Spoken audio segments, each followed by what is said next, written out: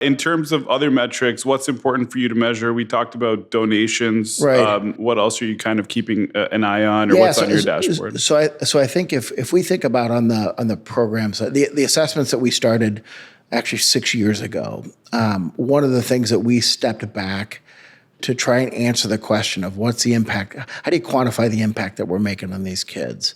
And we did an evaluation, said if we look at these programs that we do, our core programs and our enrichment programs, what are the universal areas that we're making change or that we want to make change? And maybe we're not making change in there now, but we need to. And we really narrowed in to say, if we're going to measure programs, the 4 areas that we're going to start to assess and track are the effects that it has on independence, skills, socialization, and self-esteem. So those 4 impact areas and focus areas are universal across the programs that we do. And so we're going to start to assess. And so we actually brought in a group to say, how do we formulate assessments and surveys, assessments that are done by professionals, therapists, or our camp staff, or our programs team, and assessments that also the parents are doing or the parents are doing with their child. How can we develop some assessments that they can take, they receive the services that we get, and then let's track that.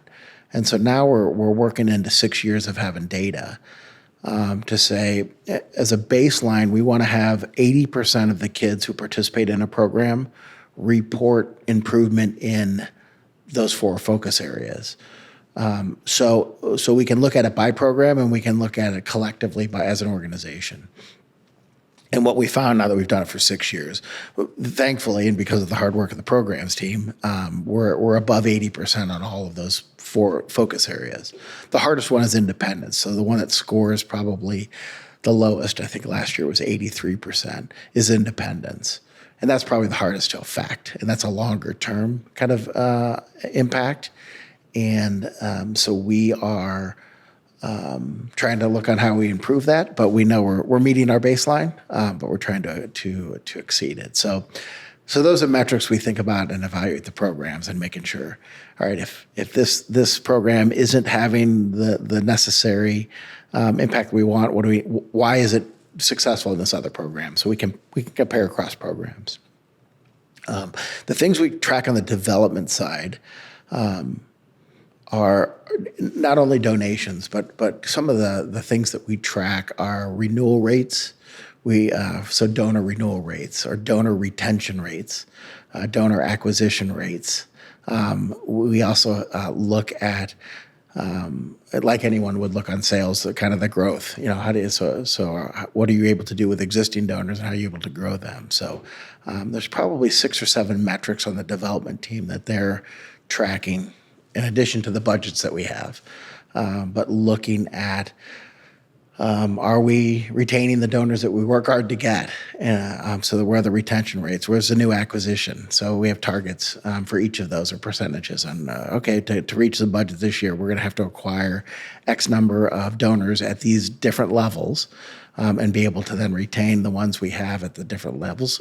And it changes by level on the retention rates or the renewal rates.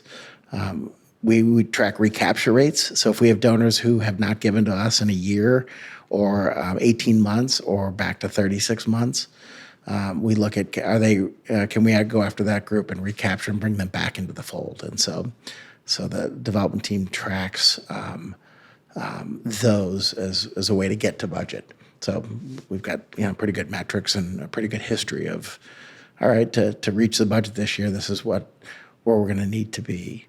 And then I think maybe as an organization, I look at, as we think about how we spend the dollars, the cost per child and the cost per unit of service we deliver are super meaningful. So if you think about a cost per unit of service, for us, a unit of service might be a piece of equipment, or it's going to be an hour of service. So if they're getting an hour of therapy, or they're getting an hour of camp, or they're getting an hour of participation in the performing arts programs, we evaluate the cost per hour or per unit of service, and then collectively the cost per child. And obviously the programs differ on what those costs per unit or those costs per child are, but that helps with a finite number of dollars that we have. You got to judge and decide where to spend it. And so, so looking at those and being aware of those and tracking those is meaningful. I don't know if that's too inside baseball No, or that, not, but that was amazing. Right. I was just trying my best not to cut you off with like a wow or a thanks for sharing, Right. because that's very helpful. And, Right. and I've personally never truly thought about the business behind any charitable organization, but I would imagine that not every charity is run like Variety. I really, really appreciate Right.